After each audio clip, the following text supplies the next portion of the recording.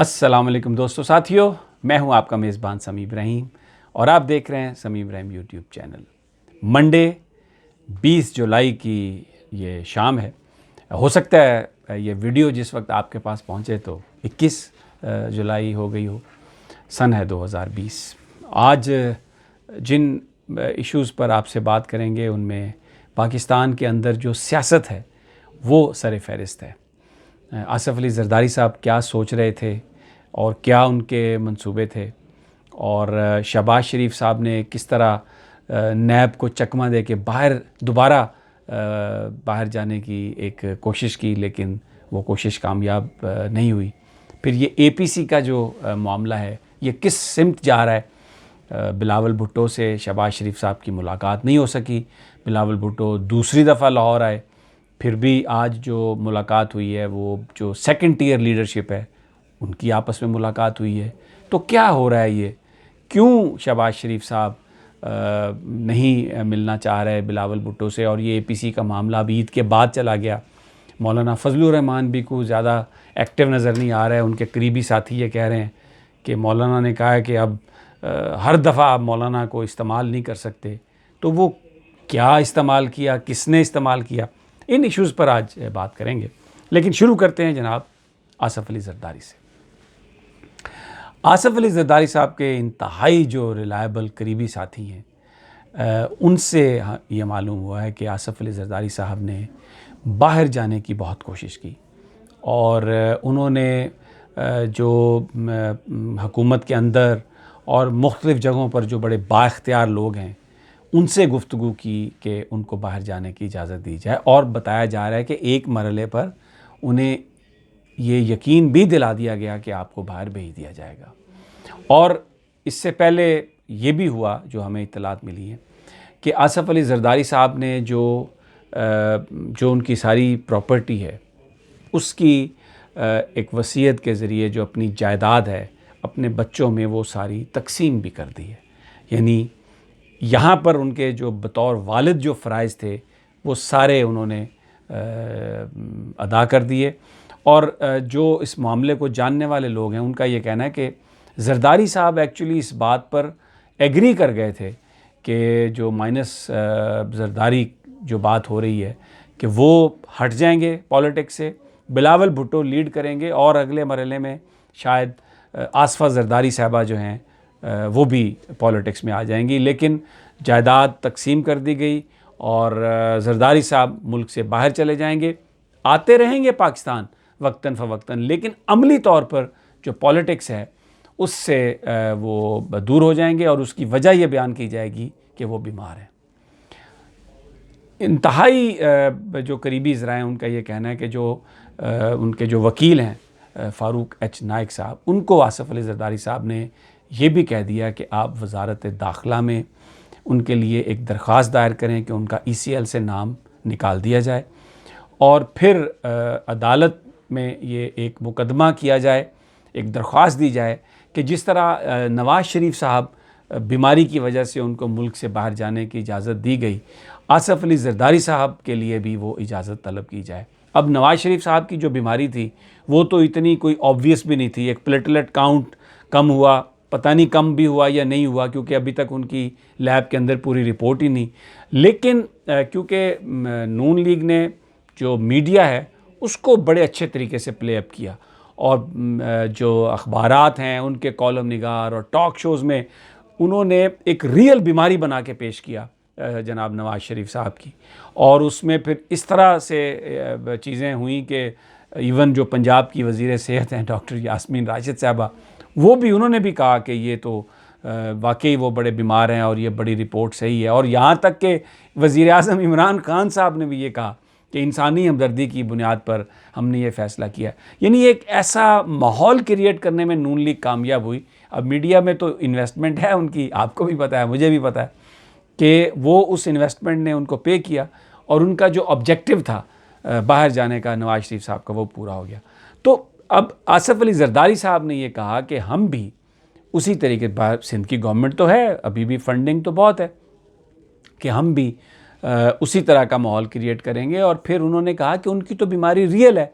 आसिफ अली ज़रदारी साहब को कोई पता नहीं 7 या 9 स्टंट पड़े हुए हैं, उनका हार्ट पूरा फंक्शन नहीं कर रहा, इसके अलावा उन्हें इंतहाई शुगर है, उनकी बॉडी जो है उसमें वो शिवरिंग है, उनकी जो कमर में जो रीढ़ की हड्डी है वो बड़ी शदीद तौर पर वो मुतासर है।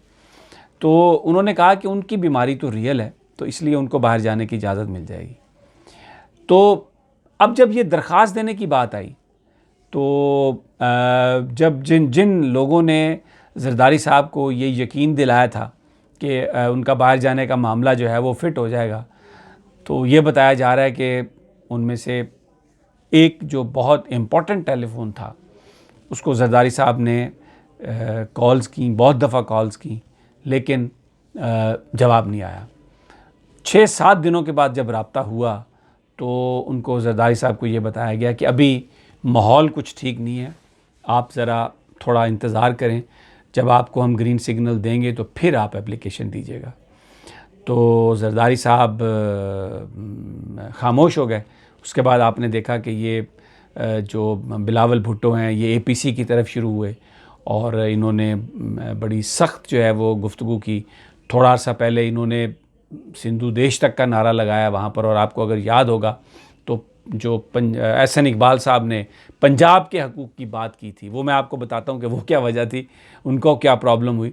लेकिन जो सिंधु देश और ये जो सारी बातें की गई और सिंध कार्ड की बातें की गई, ये बेसिकली इसकी वजह ये थी कि वो जो टेलीफोन नंबर था वो खामोश रहा और फिर उसने कहा कि अभी आप इंतज़ार करें, अभी आप बाहर नहीं जा सकते। तो हमें ज़रा ये बता रहे हैं कि प्राइम मिनिस्टर इमरान खान ने जो यहाँ पर जो बाख्तियार लोग हैं उनसे मशावरत करने के बाद ये फ़ैसला किया कि अब कोई भी लीडर जिसके ऊपर करप्शन के मुकदमात हैं या जिसके ऊपर अभी चार्जेस हैं वो मुल्क से बाहर नहीं जा सकता, चाहे कोई भी हो। तो अब आसिफ अली जरदारी साहब का जो बाहर जाने का इरादा था, जो वो एक तरीके से अपने आप को सरेंडर भी कर रहे थे इसलिए कि वो सियासत से आउट हो जाएंगे, सिर्फ सियासत से आउट होने से बचत नहीं होगी।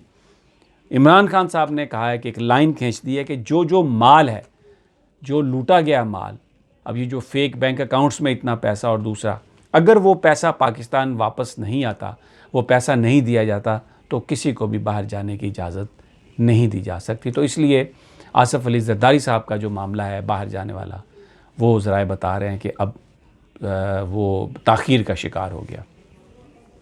अब आ जाइए मुस्लिम लीग नून के जनाब शहबाज शरीफ साहब। शहबाज शरीफ साहब भी बज़ाहिर हमें ये बयान देते हुए नज़र आते हैं कि वो लड़ने के लिए आए हैं और वो बहुत ज़्यादा जो गुफ्तगू करते हैं, बड़ी धुआंधार किस्म की गुफ्तगू करते हैं, ट्वीट्स पर भरपूर एक्टिव हैं। लेकिन हमें ज़रा ये बता रहे हैं कि उन्होंने भी बाहर जाने की बहुत कोशिश की। अभी नैब के साथ जो उनकी पिछली मीटिंग थी उसमें उन्होंने एक बहुत ज़बरदस्त कार्ड खेलने की कोशिश की। जब नैब उनसे तफसीलात मांग रही थी सारी, ये जो मनी लॉन्ड्रिंग के मामलात हैं, तो उन्होंने ये कहा कि वो एक डॉक्यूमेंट है, जो पूछा गया उनसे तो उन्होंने कहा कि वो डॉक्यूमेंट अभी मेरे पास नहीं है, वो लंदन में है।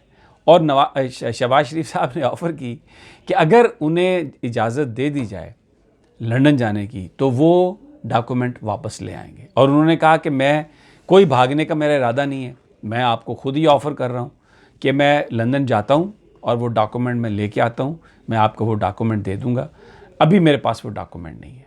तो नैब वाले भी खैर इतने छुन्ने का के नहीं है, उनको भी कहानी की समझ आ गई सारी।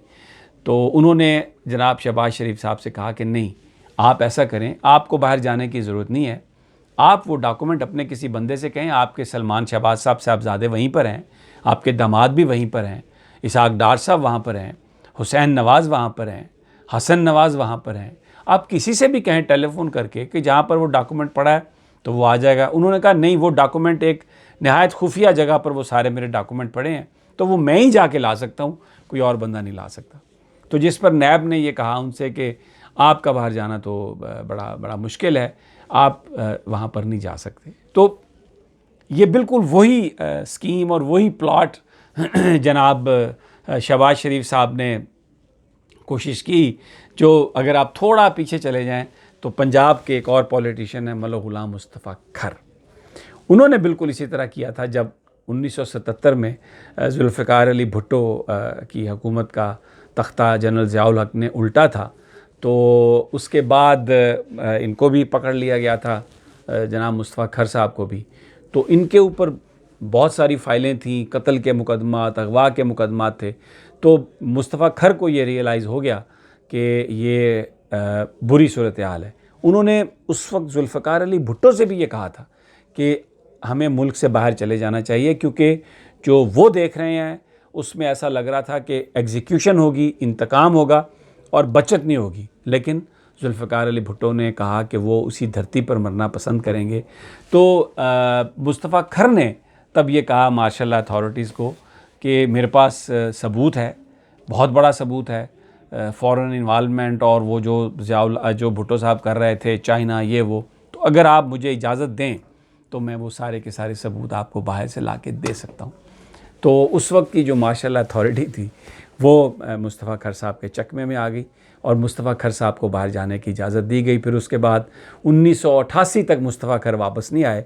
उस वक्त आए जब नेशनल पीपल्स पार्टी उन्होंने मुस्तफ़ा खान जतोई के साथ मिलकर बनाई और ज़ियाउल हक के साथ एक डील हुई जिसमें बेनज़ीर और वो दूसरी पार्टी को बाईपास करना था। तो उस वक्त मुस्तफ़ा खर वापस आए और गिरफ़्तार हुए और वो बाद की सारी जो सूरत हाल है आपको पता है।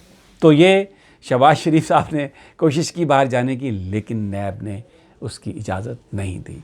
अब ऑल पार्टीज़ कॉन्फ्रेंस जो है उसका मामला आप देखें किस तरह खटाई में पड़ा हुआ है। दूसरी दफ़ा बिलावल भुट्टो आए हैं लाहौर, लेकिन शहबाज शरीफ ने उनसे मुलाकात नहीं की और जो मुलाकात हुई है वो सेकंड टियर लीडरशिप मुस्लिम लीग नून की और पाकिस्तान पीपल्स पार्टी की। मौलाना फजलुर रहमान भी खफा नज़र आ रहे हैं। वो उन्होंने अपने करीबी साथियों से कहा है कि देखें पिछली दफ़ा जो धरना था वो नवाज़ शरीफ साहब को बाहर निकालने के लिए था, तो अब क्या करने के लिए है धरना, और अब मैं बिल्कुल ये काम नहीं करूँगा। बहुत सारे लोग तो ये कहते हैं कि उस वक्त भी कोई और था जिसने इशारा किया था फजलुर रहमान साहब को कि आ जाइए आप, क्योंकि बाहर भेजना है नवाज़ शरीफ साहब को, थोड़ा प्रेशर बिल्डअप करना है। कौन था ये मुझे नहीं पता। लोग ये कहते हैं कि नवाज़ शरीफ साहब ने बाहर तो जाना था, लेकिन वो सब कुछ नवाज़ शरीफ साहब की दरख्वास्त पर नहीं हुआ था। बहरहाल अब APC जो है वो ईद के बाद इसकी मोडेलिटीज़ तय होंगी और अभी भी सिर्फ बात APC की नहीं है, ब्रॉड बेस्ड इत्तेफाक की बात की जा रही है। और जो मुस्लिम लीग नून भागी है अभी फौरी तौर पर APC से, उसकी वजह ये है, ख़बरें ये हैं कि तकरीबन 25 से 30 अरकान असम्बली उस्मान बुज़दार साहब के साथ इन टच हैं और मुस्लिम लीग नून की क़यादत ये समझती है कि अगर इस वक्त हमने APC या कोई बड़ा वार करने की कोशिश की हुकूमत के ख़िलाफ़, तो एक बहुत बड़ा चंक जो है मुस्लिम लीग नून के MPs का वो टूट जाएगा। MNAs भी कुछ उसमें शामिल हैं, वो टूट जाएगा पार्टी से। तो इससे उनको पॉलिटिकली बहुत ज़्यादा नुकसान होगा, बहुत डैमेज होगा। तो इसलिए बेहतर है कि अभी खामोशी इख्तियार की जाए और बाद में फिर सूरत हाल देख के फ़ैसला किया जाए। नाज़रीन इजाज़त दीजिए, कल फिर वीलॉग के ज़रिए आपसे मुलाकात होगी। अल्लाह निगहबान।